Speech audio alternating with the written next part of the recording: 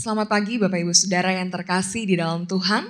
Pagi hari ini kita bersyukur karena kita boleh ada bersama-sama di hadapan Tuhan untuk memuji, menyembah Dia, untuk kembali lagi dikuatkan, dituntun lewat kebenaran firman Tuhan, dan untuk bersama-sama menaikkan pokok-pokok doa kita di hadapan Tuhan.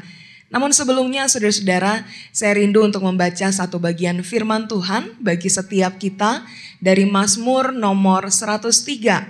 Saya akan baca terlebih dahulu ayatnya yang ke-8 sampai dengan ayatnya yang ke-14. Mazmur 103 ayat 8 sampai dengan ayat 14 berbunyi demikian. Tuhan adalah penyayang dan pengasih, panjang sabar dan berlimpah kasih setia. Tidak selalu Ia menuntut dan tidak untuk selama-lamanya Ia mendendam. Tidak dilakukannya kepada kita setimpal dengan dosa kita, dan tidak dibalasnya kepada kita setimpal dengan kesalahan kita. Tetapi setinggi langit di atas bumi, demikian besarnya kasih setianya atas orang-orang yang takut akan Dia. Sejauh timur dari barat, demikian dijauhkannya daripada kita pelanggaran kita. Seperti Bapa sayang kepada anak-anaknya, demikian Tuhan sayang kepada orang-orang yang takut akan Dia. Sebab Dia sendiri tahu apa kita, Dia ingat bahwa kita ini debu. Saudara, segitu sayangnya Tuhan kepada setiap kita. Karena itu mari kita mau datang pagi hari ini bersyukur untuk kasih setia Tuhan, terlebih untuk karya keselamatan yang dianugerahkannya bagi setiap kita.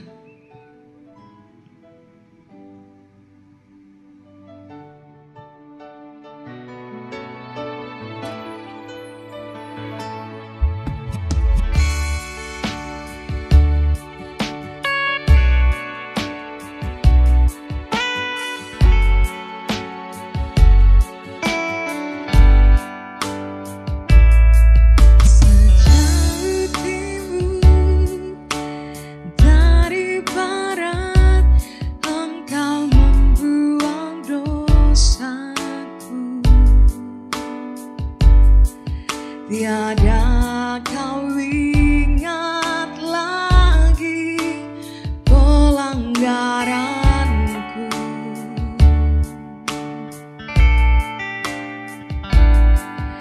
Jauh ke dalam tubir laut kau melemparkan dosaku.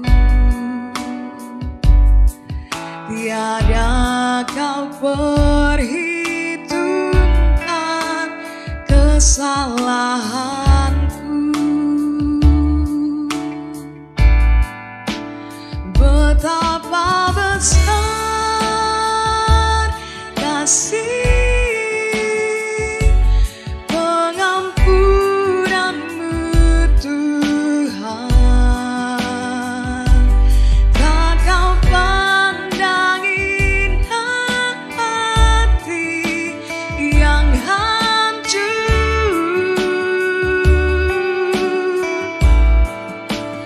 Ku berterima kasih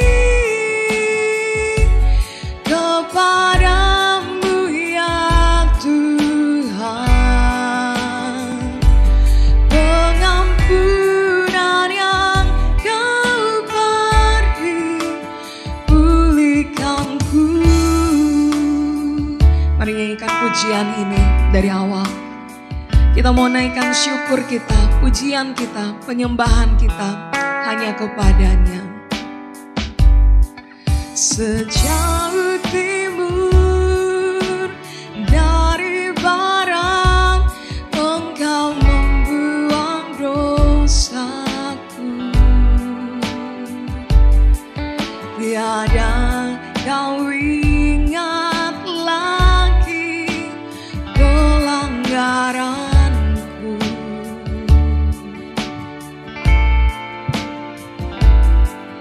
Jauh ke dalam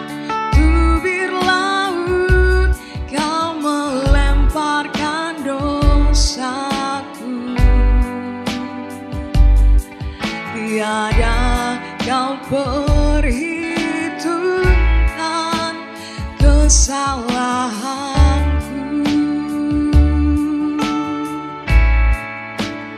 Betapa besar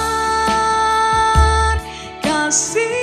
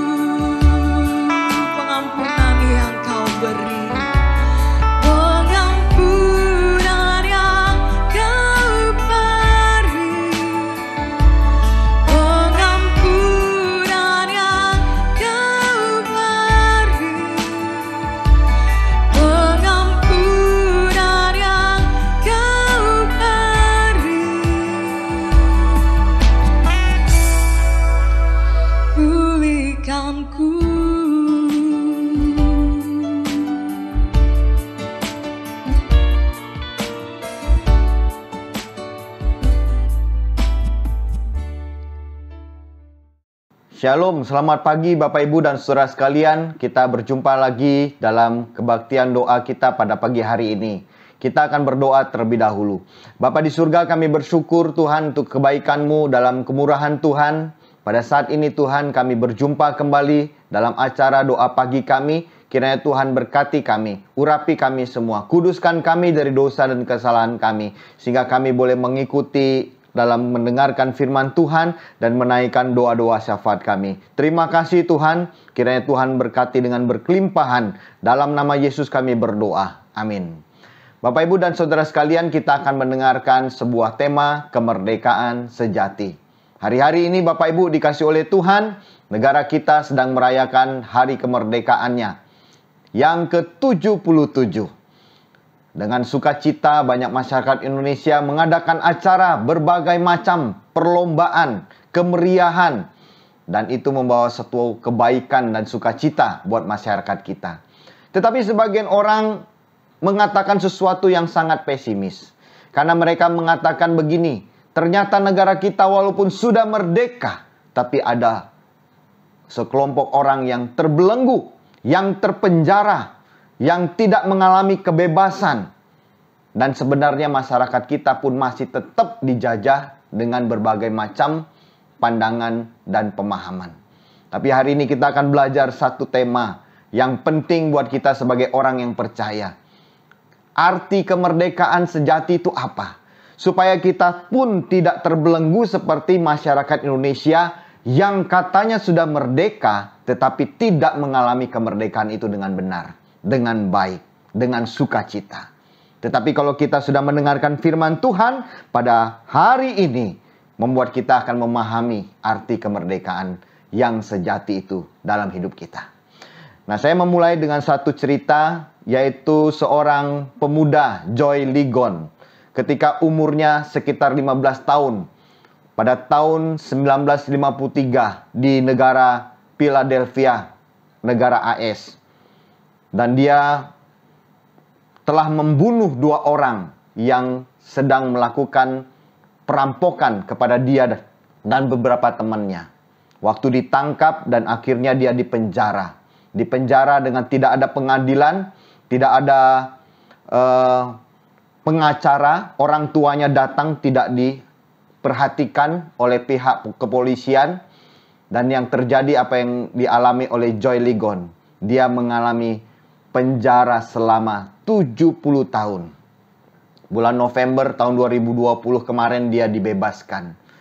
Dia bebaskan, dia mengatakan, inilah kelahiran yang baru.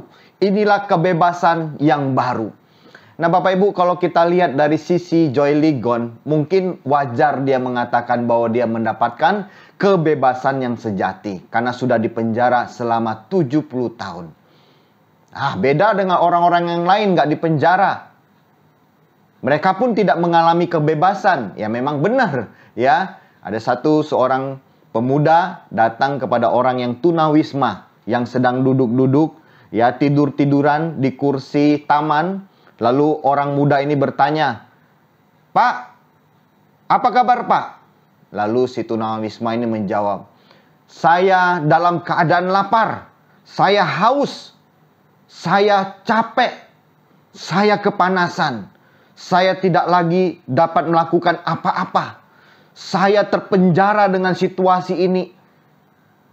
Dan saya betul-betul merana." Lalu pemuda itu mengatakan, memberi pertanyaan lagi. "Kalau gitu Bapak apa yang bisa saya lakukan?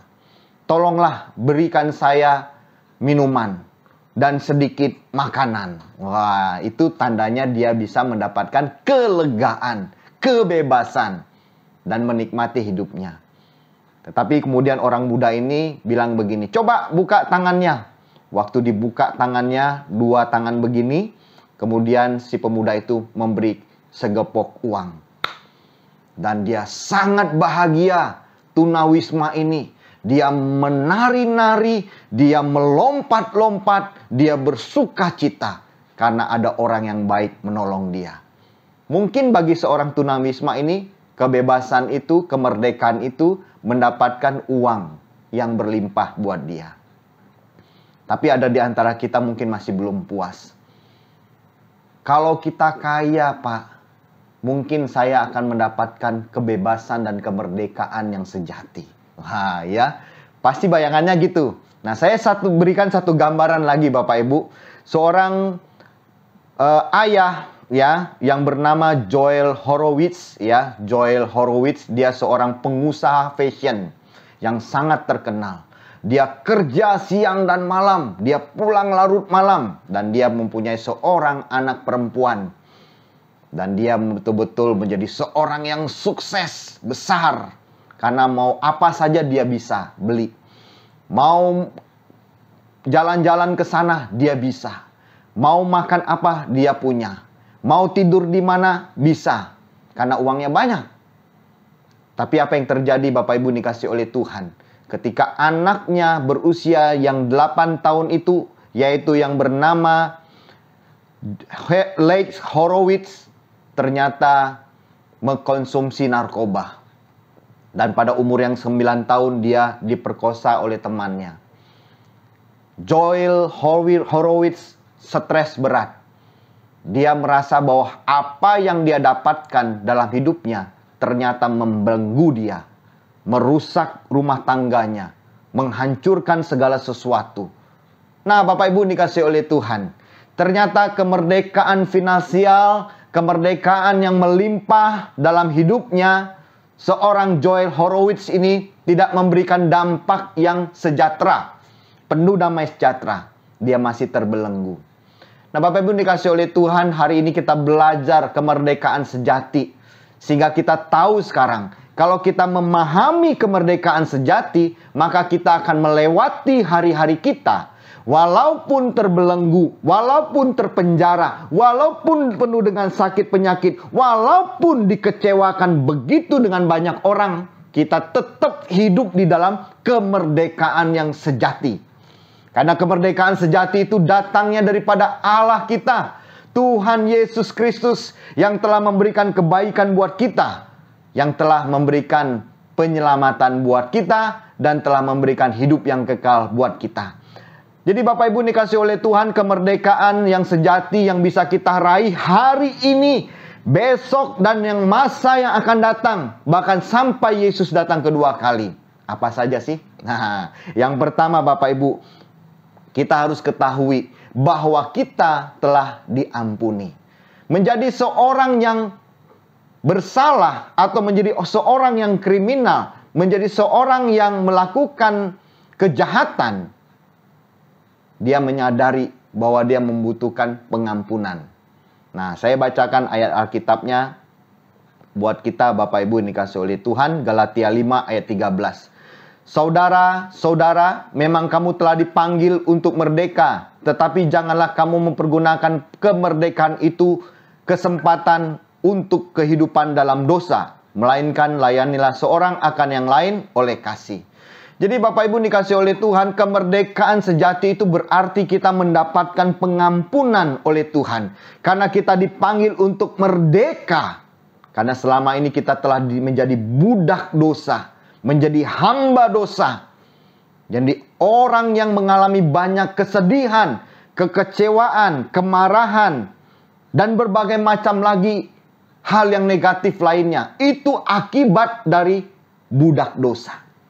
Jadi Bapak Ibu dikasih oleh Tuhan, setelah kita merdeka, maka kita diingatkan oleh Rasul Paulus supaya kita jangan lagi diperbudak oleh dosa, jangan lagi melakukan dosa dalam hidup kita. Kalau kita orang yang di dalam Kristus mengetahui situasi ini, maka kita tahu sekarang kita sebagai orang yang berdosa ternyata telah dibebaskan, telah dibenarkan, telah mendapatkan kemurahan dan anugerah yang baik oleh Tuhan kita, yaitu Tuhan Yesus. Nah, Bapak Ibu dikasih oleh Tuhan, kalau kita menyadari hal yang demikian luar biasa. Terima kasih Tuhan, Engkau telah memerdekakan aku dari budak dosa ini. Nah, kalau kita menyadari hal ini Bapak Ibu, walaupun kita susah, walaupun kita dalam kemiskinan, walaupun kita dalam penderitaan, kita tetap merdeka. Dan kemerdekaan itu bukan pura-pura, tapi kemerdekaan yang sejati. Hal yang kedua, Bapak Ibu, kenapa kita kok bisa mendapatkan kemerdekaan yang sejati? Karena kita bebas dari penderitaan. Saya bacakan Wahyu 21 ayat 4. Dan ia akan menghapus segala air mata dari mata mereka, dan maut tidak ada lagi. Tidak ada lagi perkabungan atau ratap tangis atau duka cita. Segala sesuatu yang lama itu telah berlalu. Jadi Tuhan Yesus memberikan satu gambaran buat setiap kita Bapak Ibu. Kalau kita hidup di dalam dunia ini sangat banyak kesusahan, kesedihan, penderitaan, sakit, penyakit, kekecewaan, kemarahan, penuh dengan dendam. Dan itulah semua yang mendatangkan penderitaan buat hidup kita. Ada pertemuan, ada perpisahan. Kalau pertemuan dan perpisahan hanya sementara, kita masih ada sukacitanya, nanti bisa ketemu. Tapi kalau satu hari kita dipanggil oleh Tuhan, ada banyak sekali kesedihan, tangisan yang kita ratapi. Dan itu menunjukkan bagaimana kita dibelenggu dengan segala sesuatu penderitaan yang memberatkan hidup kita. Tetapi bayangan yang diberikan kemerdekaan yang sejati oleh Tuhan, Tuhan memberikan kepada kita bebas dari penderitaan setelah kita sampai di surga. Itulah pengharapan kita Bapak Ibu. Pengharapan yang luar biasa yang kita miliki sebagai orang percaya, bahwa penderitaan kita yang sementara di dalam dunia ini tidak membawa dampak apa-apa yang mempengaruhi iman kita, keyakinan kita, kepercayaan kita kepada Tuhan Yesus. Bahwa kita tahu penderitaan ini harus kita lewati di dalam dunia ini untuk mencapai kebebasan penderitaan di masa yang akan datang di dalam kekekalan. Jadi Bapak Ibu, ini harapan kita, ya, bahwa kita tidak akan ada lagi kekecewaan, ratap tangis, dan penderitaan atau sakit penyakit. Karena di dalam surga nanti kita akan mengalami bebas kemerdekaan dalam penderitaan kita. Jadi Bapak Ibu dikasih oleh Tuhan, bersyukur nggak dengan situasi seperti ini? Bahwa Tuhan itu betul-betul memberikan kemerdekaan yang sejati, bukan palsu. Nah, yang ketiga Bapak Ibu dikasih oleh Tuhan, bahwa kita akan mendapatkan hidup yang kekal. Ya, saya bacakan buat kita Roma 6 ayat 22. Demikian firman Tuhan. Tetapi sekarang, setelah kamu dimerdekakan dari dosa, yang setelah kamu menjadi hamba Allah, kamu beroleh buah yang membawa kamu kepada pengudusan, dan sebagai kesudahannya itu ialah hidup yang kekal. Ya. Amin Bapak Ibu dan Saudara sekalian, bahwa kita akan mendapatkan hidup yang kekal, bahwa sebagian banyak orang yang akan mati di dalam kekekalannya, di dalam kebinasaannya, dan mereka sedang menuju kepada penghukuman yang kekal sampai selama-lamanya. Itulah yang disebut dengan kehancuran, perbudakan dari dosa. Tetapi kita di dalam Kristus akan mendapatkan hidup yang kekal. Dan kita tahu dalam dunia ini kita hidup memang sementara. Sabar saja, bertahan saja, kuatkan hatimu, teguhkan dirimu, bahwa engkau akan selalu bersama dengan Tuhan di hari-harimu di dalam dunia ini, di dalam penderitaanmu ini, di dalam kesusahanmu ini, di dalam kemiskinanmu ini, di dalam segala kekuranganmu ini, secara materi, secara psikologis, maupun secara emosi. Dan kita tahu, kalau kita tetap bersandar kepada Allah yang hidup itu, Tuhan Yesus, maka kita akan mendapatkan hidup yang kekal. Dan itulah janji Tuhan buat kita akan mendapatkan kemerdekaan yang sejati. Nah Bapak Ibu dikasih oleh Tuhan, pasti Bapak Ibu sudah melewati hari-hari ini ya. Saya sering bertemu dengan seorang ibu ayah, ibu lah, ibu-ibu, bapak-bapak di hari-hari terakhirnya mereka. Yang sedang terbaring di ranjang, tidak bisa bergerak sama sekali. Mereka selalu berteriak, meratap, ya, berseru-seru dengan semau-maunya mereka, bikin rusuh aja di dalam rumah sakit atau rumahnya mereka. Mereka berteriak, aduh sakit, Tuhan tolong saya, cabutlah nyawa saya, dan seterusnya. Tahu nggak Bapak Ibu? Kalau tidak ada penghiburan dari Tuhan, orang-orang ini tidak akan tenang. Mereka merasa betul-betul hidupnya sedang terbelenggu, terpenjara dengan penderitaan yang mereka hadapi pada saat itu. Ketika saya datang, saya akan memberikan kekuatan kepada mereka. Ai, susu, om, tante, sabar ya. Sabar. Tuhan ada bersama Susu sama Ii, karena Tuhan itu sayang sama kita. Sabar ya, Dia mengasihi kita. Dia nanti akan memberikan kelegaan, kekuatan, penghiburan buat kita. Tuhan Yesus sayang sama kita. Nah Bapak Ibu dikasih oleh Tuhan, dengan hiburan demikian, membuat ibu-ibu dan bapak-bapak yang dalam penderitaan sakit penyakit, mereka kembali tenang. Tahu nggak Bapak Ibu? Mereka menyadari memang hanya sementara kesusahan, keterbelengguan mereka, terpenjara mereka dari sakit penyakit mereka. Karena satu hari nanti mereka akan mendapatkan kelepasan dalam hidup mereka. Nah Bapak Ibu dikasih oleh Tuhan, biarlah setiap kita menyadari hari-hari kita, kesusahan yang kita hadapi, kita sudah memiliki kemerdekaan sejati. Sehingga kita sekarang tidak lagi merasa dibelenggu oleh apapun juga. Tidak takut dengan apapun juga. Tidak akan merasa kecewa dengan siapapun juga. Karena Tuhan sudah memberikan kemerdekaan sejati. Amin. Kita berdoa. Bapa di surga, kami bersyukur Tuhan. Pada hari ini kami boleh mendengarkan firman Tuhan mengenai kemerdekaan sejati. Kami sudah menerimanya di dalam Kristus. Terima kasih Tuhan untuk pengampunan-Mu. Terima kasih Tuhan untuk kebebasan dalam penderitaan kami. Terima kasih juga untuk hidup kekal yang Tuhan berikan kepada kami. Kami bersyukur Tuhan. Tolong kami. Hari-hari ini kami akan menjadi saksi bagi siapapun juga untuk menerima kemerdekaan sejati. Dalam nama Yesus kami berdoa. Amin. Bapak, Ibu, dan saudara sekalian, kita akan menaikkan beberapa pokok doa. Mari yang pertama kita bersyukur atas kebaikan Tuhan dalam kehidupan kita. Dan kita minta pengampunan dosa kepada Dia. Bapa di surga, kami bersyukur Tuhan untuk segala kebaikan dan kemurahan-Mu dalam kehidupan kami. Terima kasih Tuhan untuk segala tantangan, ujian, cobaan yang kami hadapi. Kami bersyukur Tuhan membuat kami semakin dekat, semakin akrab, semakin intim bersama dengan Tuhan. Dan Tuhan, ampuni juga segala dosa dan kesalahan kami selama ini. Tuhan, lepaskan kami, pulihkan kami, sembuhkan kami. Terima kasih Tuhan. Dalam nama Yesus kami berdoa. Amin. Yang kedua, Bapak Ibu, kita akan berdoa bagi saudara-saudara kita yang mengalami kesulitan ekonomi, masalah kesehatan, dan persoalan sandang pangan yang mereka hadapi hari-hari belakangan ini. Kita berdoa. Bapa di surga, kami berdoa buat saudara-saudara kami yang mengalami kesulitan ekonomi dalam hidup mereka, usaha yang macet Tuhan, atau pekerjaan yang tidak lancar, atau masalah hutang piutang. Tuhan, buka jalan buat mereka. Berikan kelepasan, berikan pemulihan dalam ekonomi mereka.